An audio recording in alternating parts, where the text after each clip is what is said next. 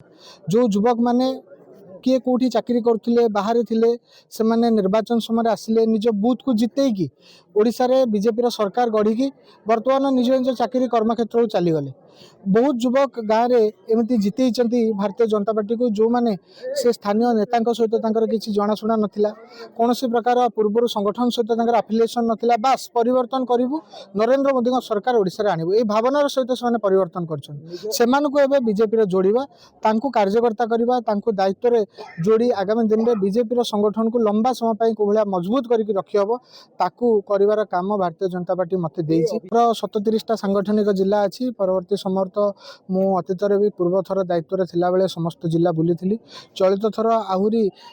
अधिक गहन भाव केमी सब जिलार कार्यकर्ता सहित मिसबी से दिगरे मुझे प्रभु नीलमाधव को प्रार्थना करी कोभली भाव समस्त को नहीं भारतीय जनता पार्टी संगठन तृणमूल स्तर स्ट्रंग हम विशेष भाव जेहेतु आम नीलमाधव दर्शन आसलु आम जिला सभापति भी नयगढ़ जिले में उपस्थित थे आम जिले में कोभली भाव भारतीय जनता पार्टी आहरी मजबूत हम ये सबू दिगरे प्रभु आम प्रार्थना करूँ आशीर्वाद मागिचु आम दृढ़ विश्वासी जो मैंने भारतीय जनता पार्टी सरकार ओडिशा आनी मोहन माझी सरकार निराश होगा पड़ोनी मनमोहन सामल दक्ष सांगठनिक नेतृत्व में से आम भारतीय जनता पार्टी जोड़बू और से ही निज निज अंचल विकास सारथी हे। फोकस युवा वर्ग को भारतीय जनता पार्टी जोड़ी दलीय संगठन को मजबूत करवा यहाँ ही फोकस।